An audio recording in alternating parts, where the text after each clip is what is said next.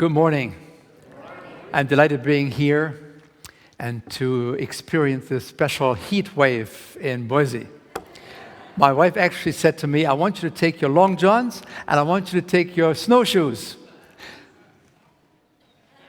It was warmer here yesterday when I arrived here than it was when I left Loma Linda yesterday morning at 5 o'clock. So I'm good. I'm glad to be here.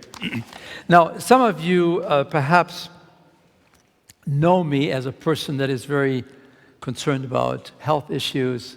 It gives me the greatest joy to empower people to make simple lifestyle choices. In the process, they will have more and better results in reversing diseases when it comes to chronic diseases than you can do with medications and surgeries and everything else. The power of intelligent self-care. It's blowing the minds of people everywhere. As a matter of fact, it's so prominent now that we have now developed in America a new specialty called lifestyle medicine, where you have now physicians that have gone through a special one-year training program that includes clinical nutrition. How you use your fork and knife perhaps is more important than anything else that you can do. And when you couple it with the daily exercise program, and you have good socialization, you feel you have support, you have a loving community, and you have a spiritual relationship, folks, you have the ingredients for giving the body a chance to begin to do what it knows how to do best, and that is to heal itself. There's more power within the body than we've ever known. Self-care is the new keyword in dealing with chronic diseases. Now, you may wonder, what is a chronic disease? Well, a chronic disease is something that happens to be around. It will not go away. A chronic disease is heart disease. You can have bypass surgery. It doesn't stop the disease. It gives you some time so that you can go into intelligent self-care to keep those arteries open again. When it comes to diabetes is a chronic disease. You can take all the medications you want. You can have all the insulin you want for type 2 diabetes. But you will be taking more and more insulin every year until you die, and that will be at the highest level of insulin, and you have not cured the disease. Because these are diseases that are lifestyle related. That depends on what we do. And so the fork and knife, as I said earlier, for our morning meeting, the fork and knife actually become weapons of mass destruction. Or they can become instruments of hope, health, and healing. How do you use fork and knife? How do you make those choices? Have you slithered into the all-American culture? Have you known that in the 1970s we had a major diet revolution where we shifted from slow food to fast food, and we shifted from eating at home to eating out, and we shifted from potatoes to potato chips, and we shifted from beans to burgers, and we shifted from drinking water to drinking soda pop, and we changed from being lean to being large. It happened. It happened to most people not aware of it. And our church is not excluded from this lack of awareness. And so we have increasingly, as we find in our Adventist health studies, we see increasing increases in these chronic diseases in our Adventist population, especially among the younger people. As we drift into an American lifestyle that is now being exported globally, and within 5 years of introducing the American lifestyle into a country that didn't have these chronic diseases, within 5 to 10 years, you see the emergence of these Western modern killer diseases emerging in these countries. When I was in China in 1985, I couldn't find heart disease. I couldn't find obesity. People were riding their bikes. People were eating simple foods. They had their tofu and some of these things, a little bit of meat as a condiment kind of a thing. Today you go to China, everywhere.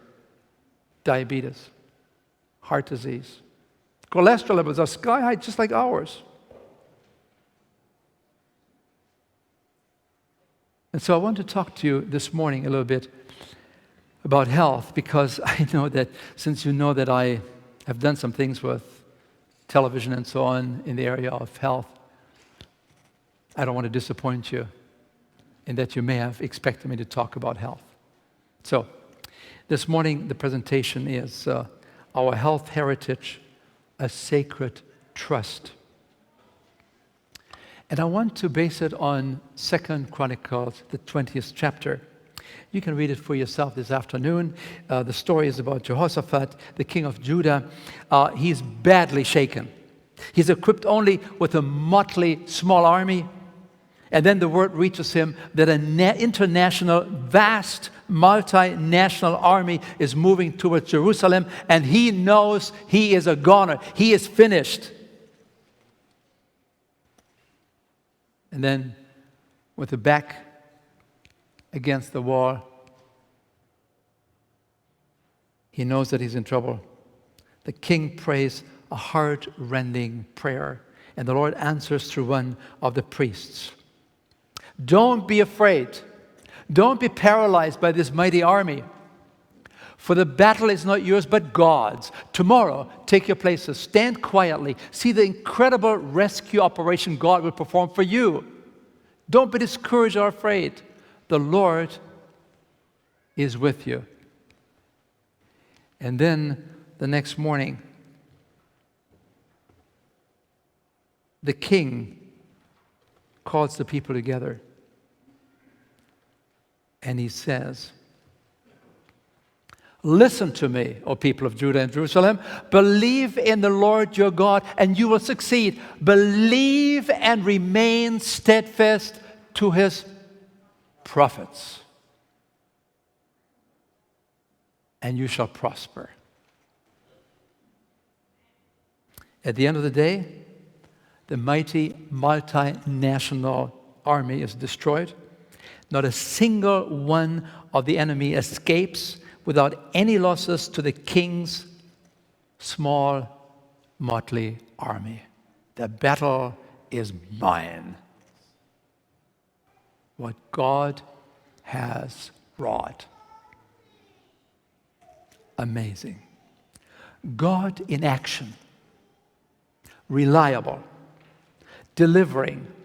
God is worthy of our trust. You can rely on him. This morning, I want to talk to you about this incredible social movement. It's a social movement, it's also a professional movement, in that we're beginning to realize that we need to become more involved in our own health. We cannot rely on pharmaceuticals. We cannot rely on surgical procedures when it comes to these chronic diseases.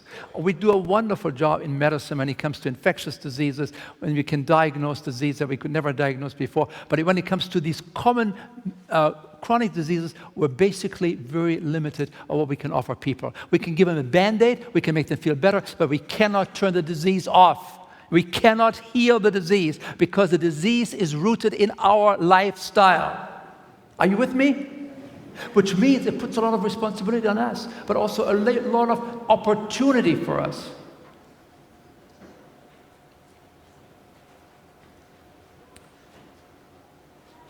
There are meetings now held by the American College of Lifestyle Medicine where some 1,500, 2,000 physicians come and spend 4 days to embrace more fully the new concepts of lifestyle medicine, which were enunciated by a simple lady with a grade 3 education 150 years ago. They used to call them in the Adventist church the 8 natural doctors. We've forgotten about those. But now the scientific community is embracing these concepts, not because they heard something about this woman. No, they came to it based on scientific evidence. So let me tell you something about how this is now affecting also other preachers. Rick Warren is a very well-known pastor, a mega church, 30,000 members in Southern California. He offered the prayer for the inauguration of Obama. So he's a very well-known man. He has written some of the best books out there, large books that have sold billions? Well, let's say large, millions of books. And Rick Warren recognized one day that he had a hard time when he would baptize people by immersion treatment in his church. He had a hard time getting these people, after he had baptized 3, 4, 5, 6 people, he had a hard time having enough strength to take them out of the watery grave. And he was really getting concerned. He thought to himself, if I miss out on getting them out of the watery grave, it will make the headlines everywhere. Pastor drowns patients, church members. And so he began to think about this. And he looked at himself, and he noticed that he was kind of overweight. So he began to look for some answers. And he thought, could there be some answers in the good book? And he found the first chapter of Daniel. And he noticed that Daniel used a very simple diet of foods as grown and plenty of water. Great story for the kids. Loved it. Thank you. Simple foods. And he thought, maybe I should try this. And he did. And he lost a lot of that weight. And then he became so enthused about it, he said, let's call this the Daniel plan and make it available to my church members. And he talked to the board of elders, and they said, yeah, it's fine, Pastor, go ahead. And out of the 30,000 members, he enrolled 14,000 members who wanted to join the Daniel plan for 1 year. In 1 year, these 14,000 members lost 250,000 pounds. And the pastor was elated. He said, now we will have more room in our pews.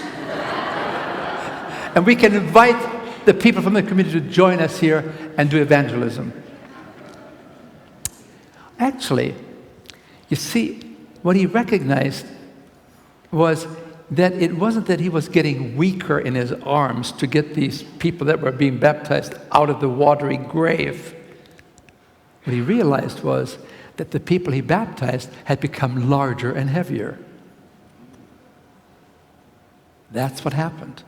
Today, 70% of the adults in America are overweight or obese. And with that, you have a significant risk for diabetes, high blood pressure, various cancers, arthritis. It's all there. This is a weighty issue. And then I heard him speak on television, and Pastor Warren said, my goal is to promote the Daniel program.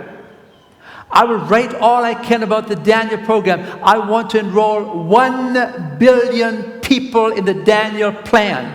Now, how many people live on this globe? About 7 billion, right? He wanted to reach every 7th person with the first chapter in the book of Daniel, the Daniel plan. Simple foods, lots of water, exercise, simple lifestyle. And when I heard him say this, I had mixed emotions. I thought to myself, Rick Warren, you are just a Johnny-come-lately. Do you realize that the Adventist Church has had this message for 155 years? And I said to myself, what have we done with the Daniel plan? What have we done with the health message entrusted to us as a sacred trust? Have we drifted in the American lifestyle without even realizing it? I speak a lot to secular audiences. I speak a lot at medical conventions. It's easy. I speak to Adventist churches. It's hard. Oh, we've heard this before, health message, but we don't do it. Oh, we don't even are fully aware of it. You know, folks, we need to have new glasses to see what has happened to our culture, because we are members of our culture. We're children of our time. We're children of our culture. We have not realized that we have drifted without realizing it. And we drift very gently with little things. And before we know it, it becomes the modus operandi.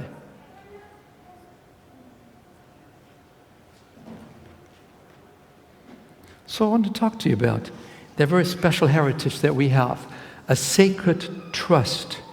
Because after all, When you look back in the Adventist history, we were the vanguard. We were on the forefront of this kind of an approach that is now emerging in America and has now traveled to 42 countries where lifestyle medicine is becoming an accepted medical specialty with board certification coming up all over the world. People begin to realize, physicians become to realize that, look, we got 10 minutes time to see a patient, 5 minutes to enter the data into the computer, and 5 minutes to diagnose the disease, diagnose the ill, match it with a pill, send him home with a bill, next one. And the nurse says, doctor, you're running behind again. And when you deal with these chronic diseases, when you deal with these lifestyle diseases, I have learned you need to help people to have 30, 40 hours of education because the change has to come from within. You cannot legislate a healthy diet, a healthy lifestyle. It has to come it comes from within, especially as you recognize that this is a divinely sanctioned plan. It comes out of the hand of the master designer. You don't change your diet because you want to get some brownie points for heaven. Oh, no. You change your diet and your lifestyle because you realize you have been redeemed. And so you respond to that loving relationship to a God. He gave the best that He would give to us. The master designer.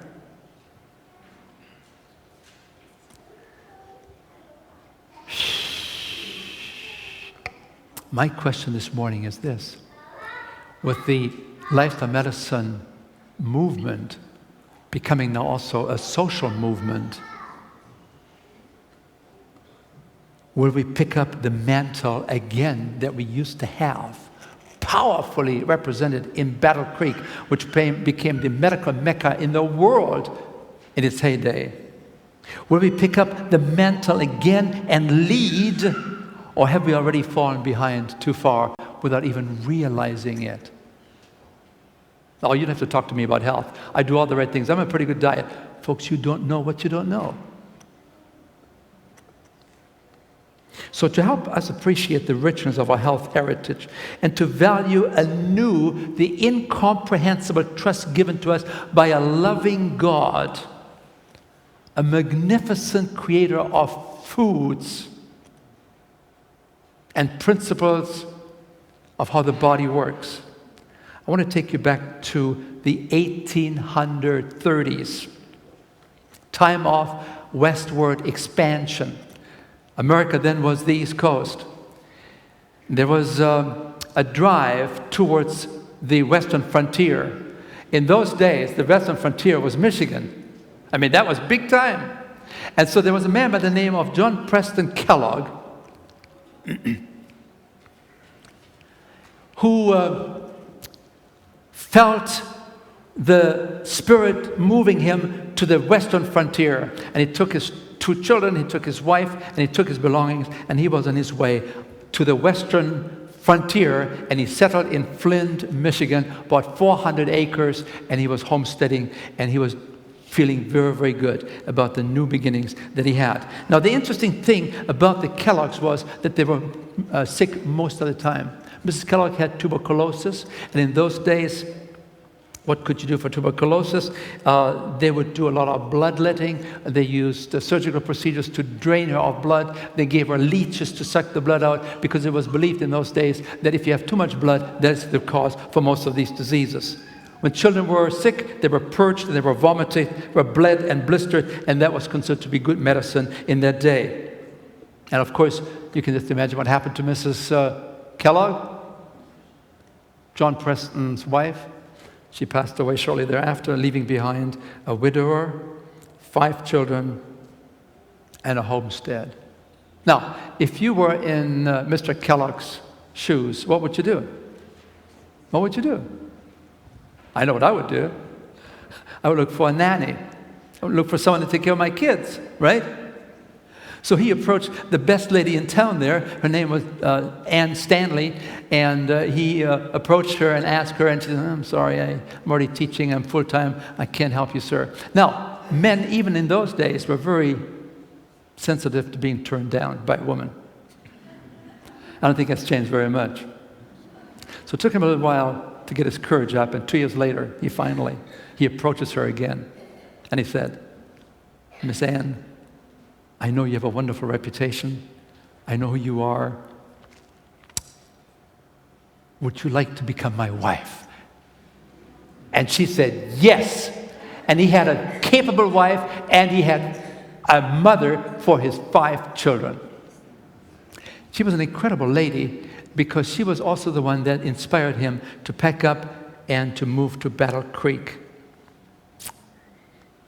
But it wasn't very long, two years later, when their latest baby, little Emma, developed something that was diagnosed as something serious. And the physician gave the baby, some very powerful medicine, which led it to become epilepsy. And 2 days later, the child had died. Iatrogenic disease related to medical mismanagement. I mean, what was medicine like in those days? We didn't have any medical education. I mean, you would study something for 6 months, and now you were a doctor, and you had the power over people. It was a very difficult time. We didn't understand the science that we understand now, much more so.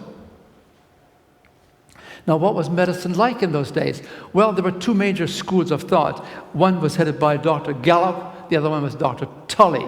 Now, Dr. Tully had this idea that, and he trained all of these so-called physicians in the same concept, that what you need to do, you need to give the body some very powerful drugs like heroin and strychnine and opium, and as the body now fights these strong drugs, the body becomes inherently strong enough to fight the original disease. That was the idea. Unfortunately, they lost a lot of people. As a matter of fact, death was a frequent complications in the treatment of medicine in those days. Now, if you didn't believe in these powerful drugs, then you would go and see the school of Dr. Gallup. And he didn't believe in those. He believed in bloodletting. And he used leeches and scalpels to remove blood. It was believed that if you have too much blood, you have infectious diseases, you have all these problems, you have fever, and all you have to do is to bring the fever down is draw more blood. And they were very successful with lowering the fever. The fever came down, more blood came down, more blood, fever came down, more blood. Many of these people never, ever again developed a fever.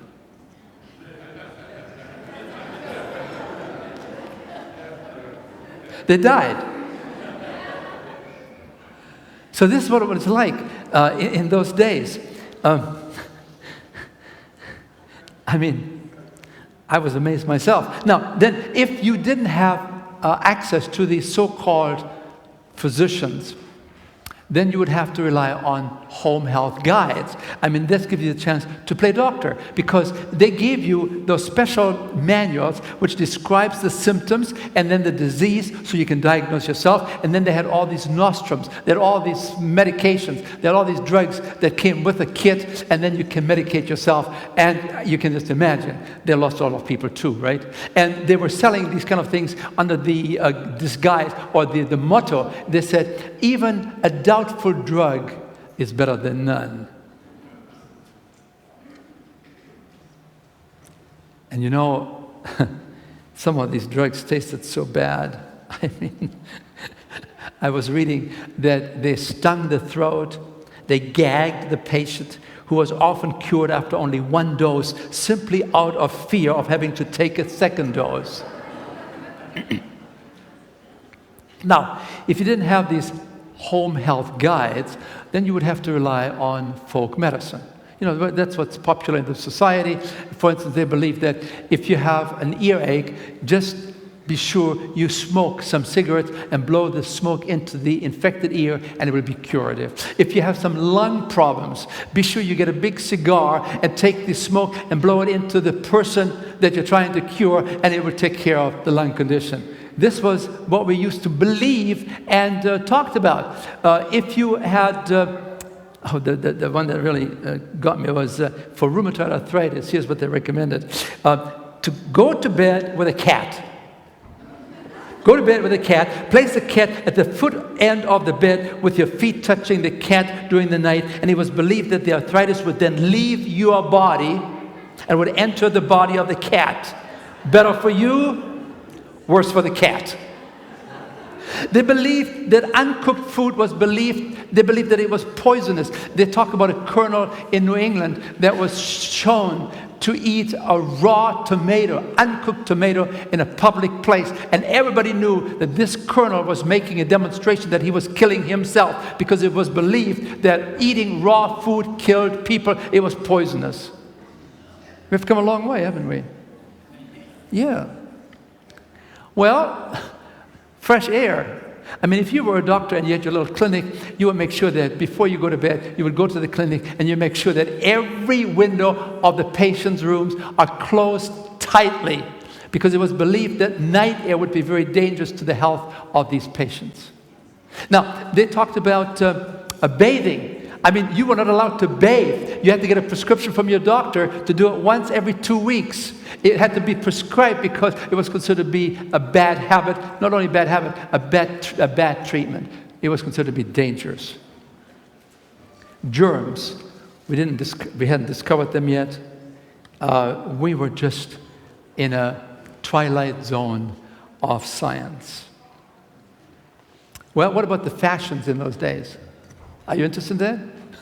If you were a high society woman, or you wanted to look like a high society woman, you wanted to have the smallest possible waist. I mean, really tight. I mean, they said the ideal waist in those days was when your husband could take his two hands and they could embrace the waist of his wife. That was considered to be the ideal high society woman's waist. And of course, they couldn't do it very easily, so they had to invent the corset. And so you see pictures where a man is pulling on one of the strings, and then the other string is on the bedpost, and they report bisected livers, all for the sake of fashion. I mean, if I would have lived at that time, and I would have wanted to be a high society woman, I would have been looking for a husband. I would have not worried about his education. I didn't worry, was he good looking? I only worried about one thing: does he have big hands? Fashion. Crazy. But that's what it was. And then on top of this, so you have this tight, they call it the wasp waist. Because you know, when you look at a bee, when you look at a wasp, they're very, very tight. Yeah, they call it the wasp waist. And then these women, they would aim for having these hoop skirts, hoop dresses. And these were dresses from here all the way down to the floor, 80 pounds. That was the fashion. Wasp and hoop. This was also the time when people chewed tobacco and they had no spittoons, and they would through the spit it out anywhere they were, where they were. And then you had, as transportation means in those days, horses. Horses would take care of public transportation.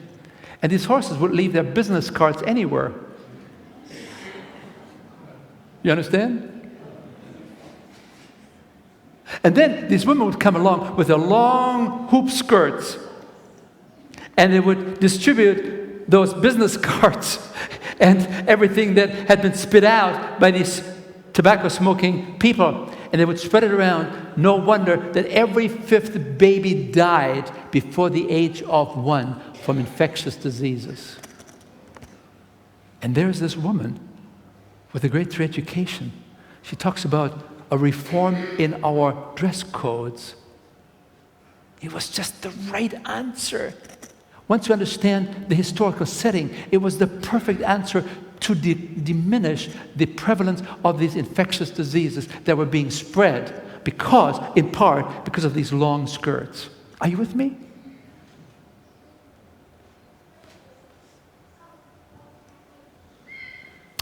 So, when you look at it, we're living in a very, very momentous time in the 1840s, 1850s, interesting fashions, interesting medical concepts, interesting hygiene, and into this time burst forth the great spiritual awakening, the second coming. It was not only restricted to America, it was a worldwide movement. You can find the religious awakening taking place in China, in that missionaries from America went to China and became involved in proclaiming the second coming of Jesus.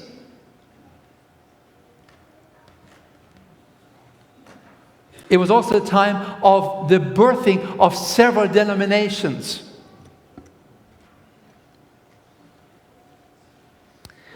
This is very, very interesting, what I'm going to share with you next. I just came back from Australia, and I had been invited by the Mormon Church to do a special seminar for the leadership of Mormonism in Australia to talk about health reform. Because the Mormons came to me and they said, you have the CHIP program, we have seen your CHIP program, you stole it from us. Because this is our program. It's in the words of wisdom that our prophet gave to us in 1830. And you have a lady that talked about this in 1850, 1860. You took our program.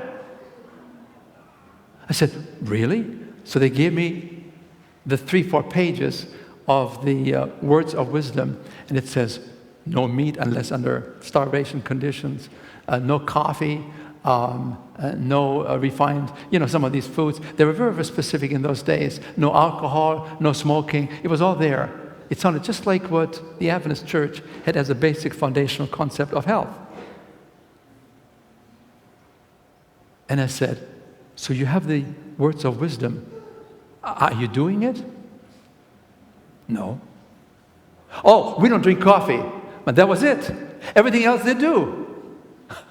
I mean, that's about the least offensive of all these kind of things, right, when you think about it. Oh, something is happening here. I need to talk to the pastor, I think. So I give them a scientific presentation that what the Mormon Church had embraced in the early days is really today solidly scientific confirmed. Solid. What the Adventist Church was entrusted to through a special vision by Alan G. White is exactly what the scientific community is recommending today. There are many different factors and entities out there that tell you all kinds of things, but that's just the confusion that is out there in science. But the scientific data, by and large, when you really look at it very carefully, is very, very clear. You need to do some of these things that we talked about. Exercise every day, be a nice person, have a relationship with people, and perhaps in some other ways in a vertical relationship too. They talk about the importance of no smoking, no alcohol. They talk today about the importance of a simple diet. The simple diet today is the number one factor that the lifestyle medicine movement recognizes as being foundational for everything else. You cannot exercise and reverse heart disease, but you can do it with diet and not exercise. Are you with me? You can actually open up these coronary arteries. You can measure this within about 12 months. And you have a blood flow improvement within 1 to 2 weeks, because the blood can become much thinner in response to your dietary changes, particularly in leaving some of these fats and sugars alone. The science is there. So I was amazed that a Mormon church is calling an Adventist academician to help them to understand that the science is supporting what some of these early reformers, regardless of what denomination they are, were proposing to do. So, the Adventist church is also a child of that time period. But this group was particularly interested in moving away from the concept that the only thing that mattered was the soul. The theological community in those days had this idea that you need to escape. You have to free yourself from the imprisonment of the soul by the body. The body was not really considered to be all that helpful in being taken care of. Let the body die so the soul can go to the happy grounds. This is still the philosophy today in some of our Protestant groups. I was on a radio program one time, and there was a Baptist pastor, and he actually confronted me on the radio waves. And he said, "Why would you want to take care of the body? We just live in a valley of tears. Let the body die. Let us go home." The Adventist church was different. They said, no. It's a holistic concept. The body and the soul, they are one unit.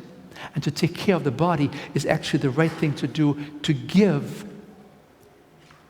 functionality and expression to good deeds and the soul.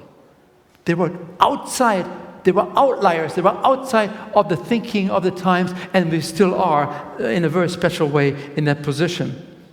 And so they believed that since the human body was not just an imprisonment of the soul, but the human body was a temple of God, and to take care of the human body was a perfectly valuable task to become involved with. And so they said, we need to have a more holistic perspective here. They believed that taking care of the body was good stewardship and trusted to us by the Creator God. And they began to understand the idea that, hey, God pulls the plug. Very questionable. It's problematic when you have this idea. God pulls the plug, tyrant. And we begin to understand now that we understand how the body works and how these environmental things like food and exercise and being a nice person actually have a major role to play in how long we live. We can influence how long we live as a general guideline. Some people do everything right and still something happens, of course. The body is very, very complex. But by and large, on the average, we are making a major contribution how long we're going to live. It's going to be very, very clear to us now that we're no longer just interested in living longer, in a lifetime expansion, but we're much more interested now also in a health span extension. I mean, you can live to be 85 years of age. In the last 20 years, you're living in some kind of a nursing home. That's not what you really want, is it? And the Adventist Health Study has shown very convincingly that yes, Adventists die from heart disease. Yes, Adventists die from cancer. Usually, oftentimes at the end of life. And when that happens, they developed maybe the final illness during the last 1 or 2 years of life. Or the average population in this world, in this continent, who develops the disease by the time they're 50 years of age, 55 years of age, the blood pressure goes up, the cholesterol goes up, the overweight goes up, all of these things, the first heart attack happens, da-da-da-da-da. And then you are just spending the last 10, 15 years, we cannot try to extend your life as best as we can with all kinds of last-minute rites of medicine, but that's not really living. You want to understand the difference between lifespan and health span. Are you clear on this one? You want to have a long health span. Well, the Adventists somehow seem to understand some of these things already. And so the newly organized Seventh-day Adventist denomination in 1863 began to develop its own medical institution.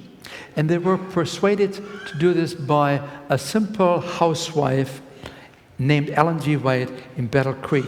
This remarkable woman with only great education went on to write more serious books. She penned over 100,000 pages. No computer. 100,000 pages. She has written more serious books published in more languages with a wider distribution than any other woman in the world. She wrote, for instance, in the field of nutrition. She had no training in that field. And then she said, the whys and wherefore of this nutrition information that I give you, I don't really know or understand. But I give you the instruction, it was given to me. She laid the nutritional foundation for the Adventist lifestyle with a grade 3 education. I'll give you an example. Salt. The reformers in those days began to argue over how much salt people should eat. Some of them said they should have more salt. Some of them said no salt at all. What did she say? She didn't just parrot what people were saying. She followed a higher order, and she said, I want you to zero in on some salt. And it was only just a few years ago that the American Medical Association recommended to Americans we should cut our salt consumption, cut it in half, at least in half. As a matter of fact, we now understand that we take here in America probably 10 times more salt than the body requires. And that salt is not coming from the salt shaker. 80% plus of what we consume as salt is in processed food and animal products. Read the nutrition labels. If you buy foods that have nutrition labels. Are you listening? I had a physician come to me and he said, now, look, I got 10 minutes time. I'm a pediatrician. I have no time to give any advice to my patients. I mean, I have only 10 minutes, 5 minutes that I can spend with the mother of the baby, or with the child. I said, oh, I can give you some suggestion here. You can give a good suggestion, nutritional suggestion. It will take you less than 1 minute. He said, yeah, sure. What can you do in 1 minute? I said, it's very simple. Number one, tell this woman, as an opener, try to eat less foods that have nutrition labels. You know what happens? You cut out all the processed foods that are made for profit, not for health. You begin to cut out the French fries. You begin to cut out foods, well, even phony bologna.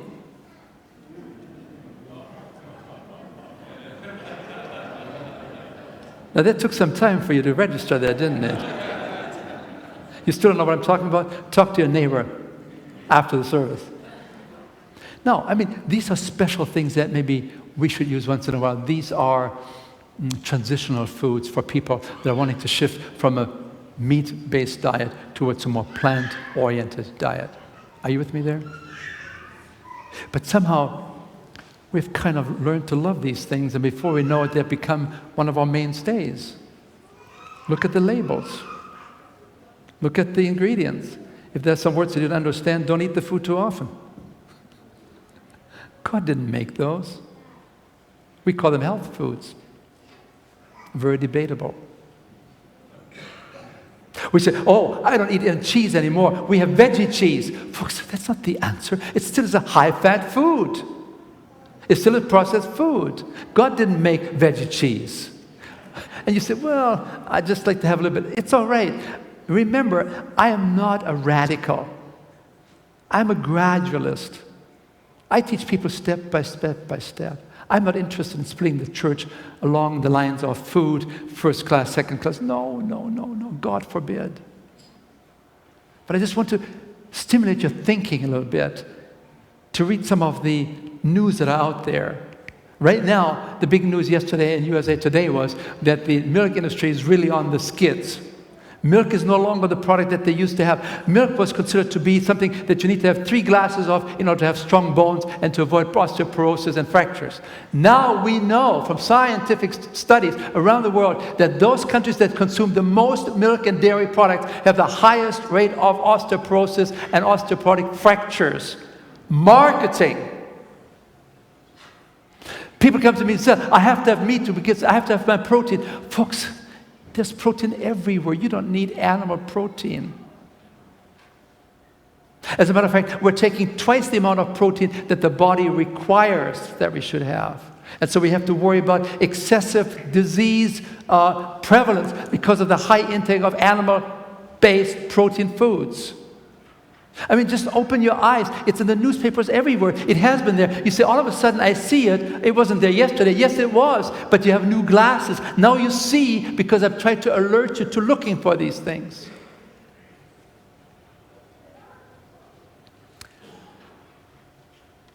Do you realize that in America, we spend 86% of our national health care budget, which is really a disease care budget.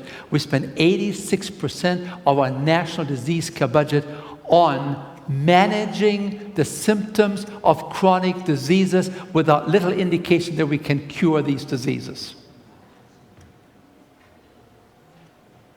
That's what the politicians should be talking about. 86% of the money is spent on making you feel better without really being very effective in stopping, arresting, and curing your disease. Only you can do this. Because these are diseases of lifestyle choices, how you eat, how you drink, how you intersect with people. Are you a nice person? Are you a spiritual person? These things, but they have to come from within. They cannot be dictated or legislated. Ellen G. White saw it. How about coarse food? Coarse. How do you spell coarse? C-O-A-R-S-E. They didn't have the word unrefined in those days. So she uses the word over and over again. Eat more coarse food. That means food that has a lot of fiber in it. Again, the American fiber consumption is about 10 grams. We should have more like 40 or 50 grams. When you have that kind of a fiber, everything is changing in your digestive system. Everything is beginning to work much, much better. And you're on the move again. You got it? On the move.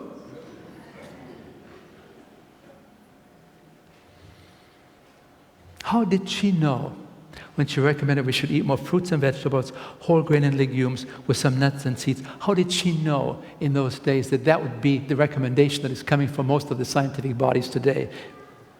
How did she know that it would be wiser to eat less meat that she recommended? She said, eat less meat. Better yet, leave it alone. I always tell my people, if you have some meat, put it on the edge of your plate. Put all the good stuff in the center, the grains and the vegetables, these kind of things, and put the meat on the edge of the plate. And if it rolls over the edge, it's even better for you. How did she know to make those recommendations in those days? And she also talked about to leave dairy foods alone as we move towards the end of time. How did she know that this whole charade of you can avoid osteoporotic fractures was just that? Pushed as a marketing scheme by the dairy industry. How did she know that this would happen? She talked about tobacco. She talked about tobacco as being, here it is, as a malignant poison. I mean, a woman with a grade 3 education, how did you get those fancy words? Malignant poison. But that's what she wrote. And she wrote this in 1864. She said, tobacco is a poison of the most deceitful and malignant kind. Remember, that's the time when they used tobacco smoke to take care of lung disease and of ear problems. And it was only 100 years later when the Surgeon General in 1964 finally said, for the first time, there is a relationship between smoking and lung cancer. Finally, science was catching up with Ellen G. White 100 years later. Now, they began to think about developing their own health center. And so in 1863, the task was given to John Loughborough, a short man, to raise the money for developing their own Western Health Reform Institute. And he went to all the people there in Battle Creek. He tried to raise the money. He was very, very unsuccessful. And then he came to the broom factory of John Preston Kellogg. Remember him? Remember? He married Anne, so that he also had a mother for his children. Yeah, right. That was John Preston Kellogg. Now, John Preston Kellogg was a very successful businessman, And John Loughborough came to him and said, we're raising money for the Institute. And remember, the Kellogg's had bitter experiences with medicine, right? And he said, you are developing a health center, I'll help you. And he wrote a check out for $50,000 in today's currency. And Loughborough instantaneously grew several inches. I mean, he was on his game now. He crossed the street to Ellen G. White and her family and gave the good news, and she and her husband, they wrote a check, a commitment of $50,000 to match it. And before you know it, the Western Health Reform Institute was running very, very successfully, so much so that they had to look for a young physician, and the Whites had already sponsored John Harvey Kellogg, the 10th child of Preston Kellogg. Do you see the connection? And they helped him to become not only trained, but also to become specialized at the famous Bellevue Clinic in New York. That was the Mayo Clinic of the day. And Kellogg, at 24, became the youngest medical administrator in America. And he immediately changed the name of his clinic to be the Battle Creek Sanitarium. And Sanitarium stands for teaching people how to live healthy. Sanitas, health. Health. Emphasis on health, not disease. Now, I was absolutely shocked to learn that in those days, like 1880, if you had to be in a hospital, the likelihood of coming out alive was 1 out of 2. As a matter of fact, the hospital was considered to be a waiting room for death. You had 200 people coming into the hospitals. In a year, 100 would never come back out again alive. Because we didn't really understand. And then you have the Battle Creek Sanitarium, which evolved very, very rapidly. And when you take 200 patients that would come to Battle Creek, instead of 100 surviving only, they had 199 surviving, doing well. They lost 1 out of 200 on the average. And the track record that they had in the first 10 years in Battle Creek became the shot that rang around the world, and people from everywhere would come to Battle Creek with their illnesses. There's the medical mecca, Battle Creek. They introduced, this is a, what do you call this? They do those gymnastics to music. Yeah, that's right. Hey, they were doing this in Battle Creek 120 years ago. Battle Creek was the in place where everybody would come to, like the Henry Fords and the Andrew Carnegies and Thomas Edison. They were always coming there again and again and again. When people would go on their exploration of the North Pole, they would always stop first to see Dr. Kellogg and say, what should we take with us food-wise on this journey, on this expedition to the North Pole? Kellogg was a well-known authority in this field. The Mayo brothers learned from Dr. Kellogg's surgery. And then came John D. Rockefeller. Rockefeller was the richest man in America then, and he came to Dr. Kellogg and he said, I'm 6 months to live. I have bleeding ulcers. Nobody knows how to stop them. Is there anything that you can do to help me with? And he said, sir, here are my 20 guidelines. I mean, Kellogg knew exactly what he was talking about. He had already experienced and experimented with these kind of concepts in the Battle Creek area. He knew exactly, he had brought it down to 20 guidelines. He said, sir, you follow these 20 guidelines and you will live a long, long life. But you have to do one more thing. Don't forget Battle Creek. He was a good marketer. He knew how to raise money. Kellogg and Rockefeller became good friends. Rockefeller died at the age of 98. Again, a documentation of the power of lifestyle medicine concepts. Yes, Kellogg, he himself lived a very long life, 91 years. He was the driver in terms of the evening lectures. Every night when these people would be at the Battle Creek Sanitarium, 1,000 people. The highlight of the day was the lecture that the short man with the white suit that he always had and his goatee would deliver. Lectures of how to live, biologic living, he called it. That was the highlight. And town and gown would come to Battle Creek. Remarkable teacher, best-selling author, leading health advocate, top-notch researcher, inventor, and one of America's highest-ranked surgeons. Well, the fame of Battle Creek in those days also benefited the Adventist Church because advocating a holistic lifestyle concept, the reputation of the church grew very, very quickly. This is how we could do evangelism, ladies and gentlemen. Jesus mingled with people. He met their needs. He gained their confidence. And then he said, won't you come and see me, because I have a few more things to share with you of a deeper nature. Health programming would really be a wonderful foundation on which to develop goodwill with people, understanding, trust, and then you come for the reaping later on. Are you with me? Could we not explore that? That's the success formula that she spelled out for winning people to understand Jesus and his love. So, as I'm moving towards closing, Kellogg and Ellen G. White were really the drivers of this new concept of lifestyle medicine. And some thoughtful authors believe that it was the counsel that Ellen G. White provided to Dr. Kellogg that made Battle Creek to be 5 to 10 years ahead of all the other clinical and health professions of its day.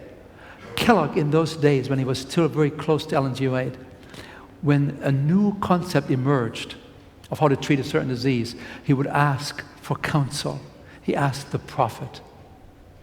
And if she had some idea, if she had a vision, if she had understanding, she would pass it on, and Kellogg would immediately implement it, while the medical profession over the next 5 to 10 years were trying by trial and error to see if this thing is really working. God was in the program at Battle Creek until it lost its way.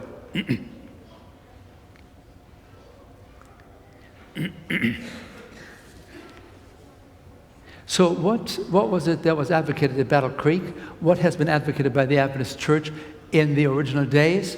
They recommended a lifestyle-centered approach on holistic living, simple diet, plant strong, whole foods. Folks, it's not just to move away from meat. I mean, somebody came to me last night and said to me, do you occasionally dig into a corpse? I mean, think about this. That person was right on target. A corpse? A cadaver? I mean, I'm using some inflammatory language just to sort of stimulate your thinking a little bit. This is where we have moved to because of the cultural transformation that has taken place since the 1970s.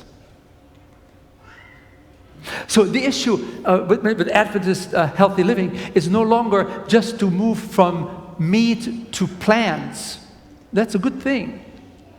But it's also, and perhaps just as important, if not more so, to move from processed foods to whole foods. Foods that don't need nutrition labels. Use them occasionally and wisely. But use the kind of foods that God as Creator provided for us. Genesis 1:29, it's all there. Why is it so hard? Why couldn't we do this as a church?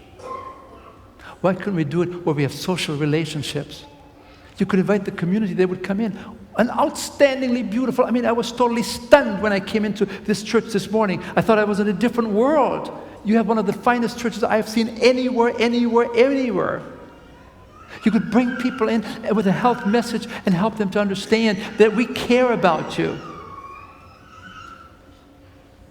We're really concerned about you personally. And so let me just wind it up.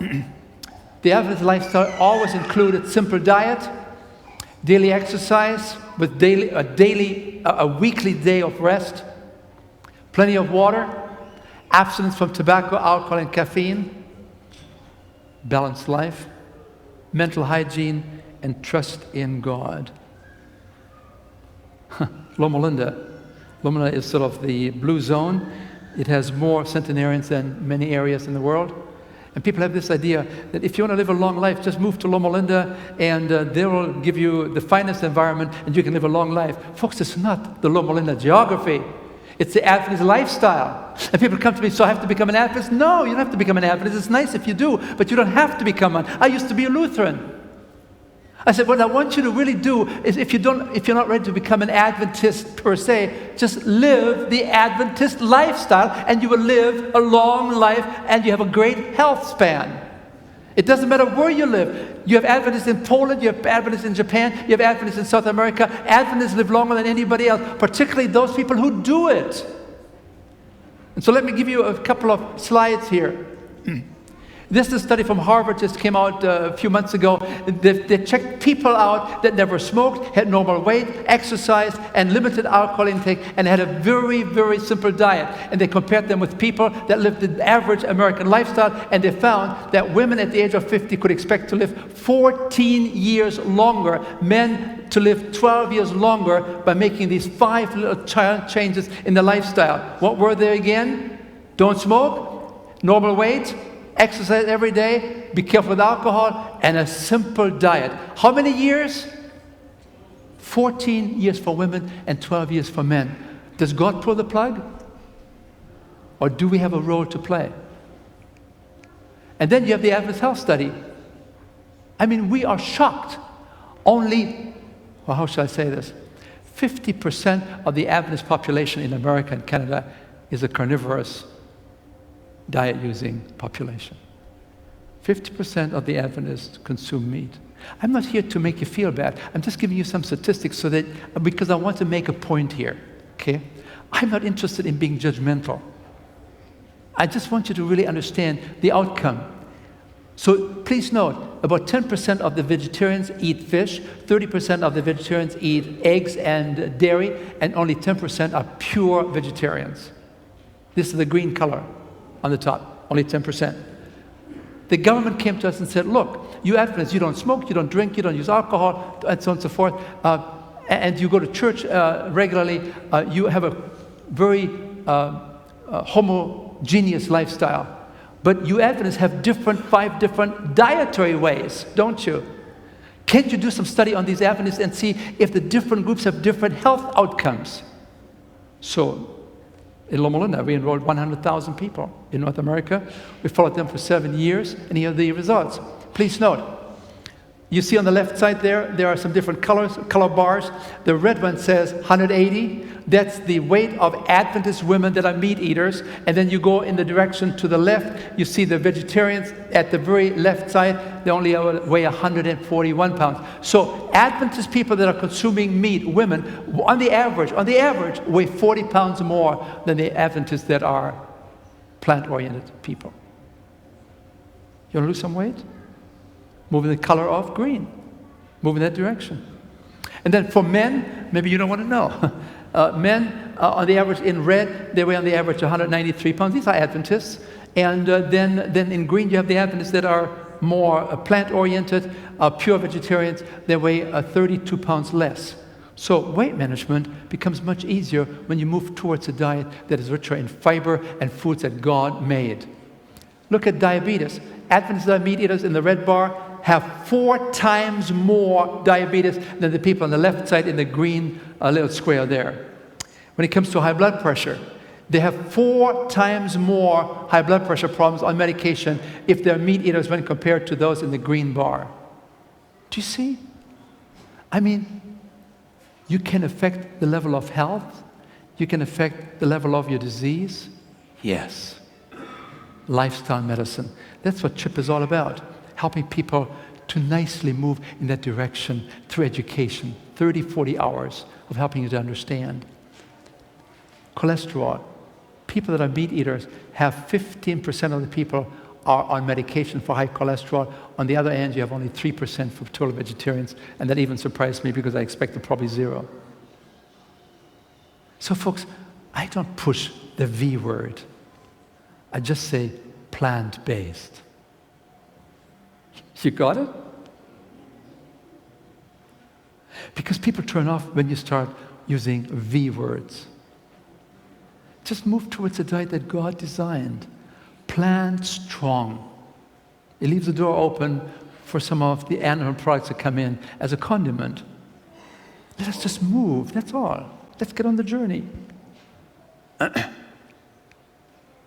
of course, these are some of the great people that have become the leaders in this lifestyle medicine movement. Here's Nathan Pritikin, William Castelli from the Framingham Study. There's Dean Ornish, who has demonstrated over and over again that you can reverse coronary artery disease. His book is 990 pages. That was done in 1990. This is old news. Personal friend of mine.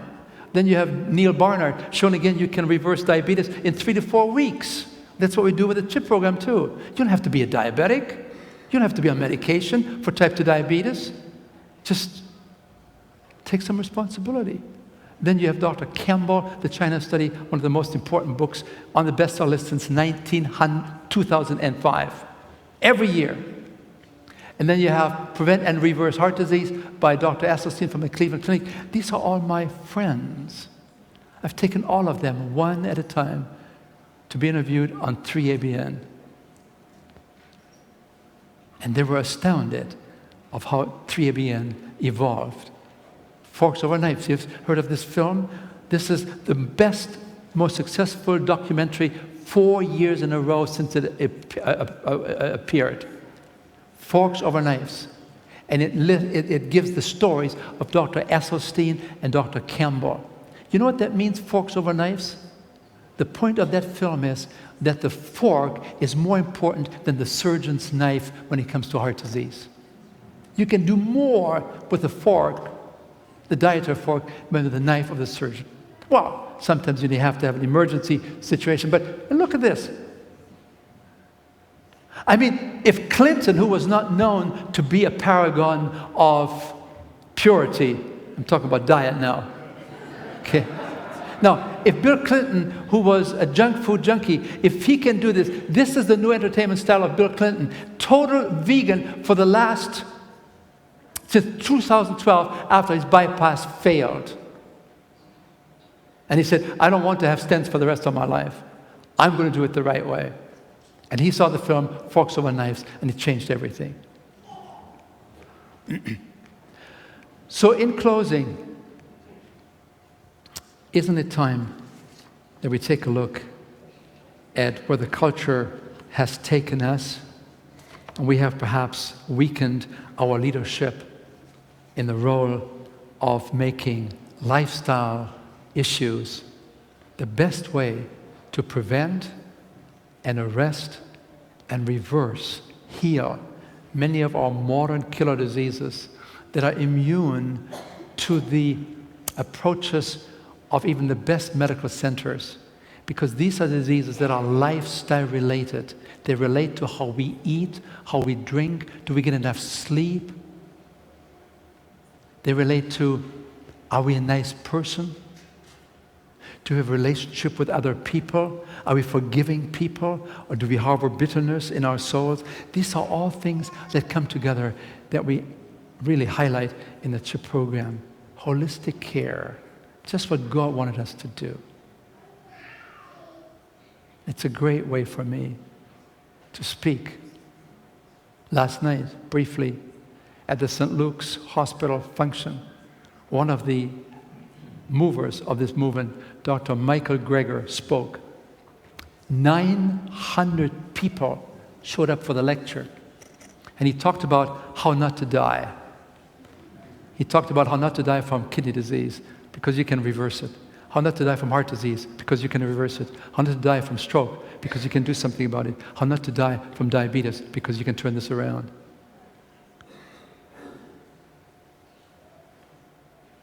Today, he speaks in Eugene and in Portland. He's on a speaking tour. night after night after night. And the people are coming out because they realize that yes, medicine can do some wonderful things for us when it comes to infectious diseases, when it comes to emergency care, when it comes to cardiac rehab, when it comes to diagnosing disease, we are unexcelled. But when it comes to these chronic diseases that take 86% of our national healthcare budget, we have to lower our expectations, what we can expect. But you need to increase the expectations of what God can do in your life, because God has designed the body in such a way that the body is very resilient of trying to move towards self-healing if you give it the right input. Shall we pray? Father in heaven, we thank you for being our creator and our redeemer, and you're fully trustworthy.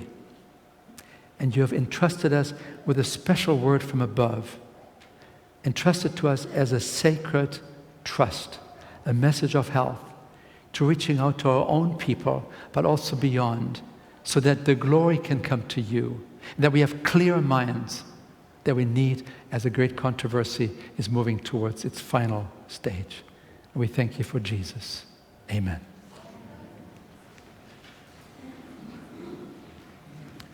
There's one slide more.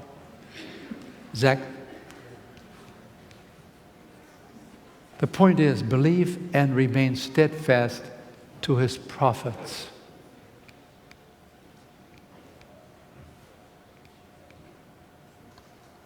Thank you. Let us pray. Heavenly Father, thank you so much for the privilege we have to be here.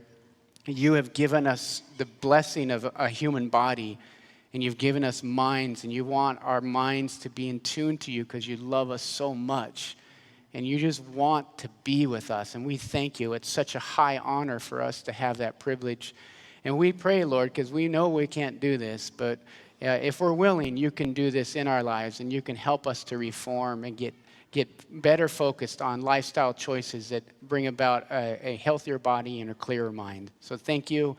Bless Dr. Diehl and his travels and wherever he heads next. Thank you that he was able to speak to us today, and may we take to heart what you would want us to learn through this great information. In Jesus' holy name, amen. Amen.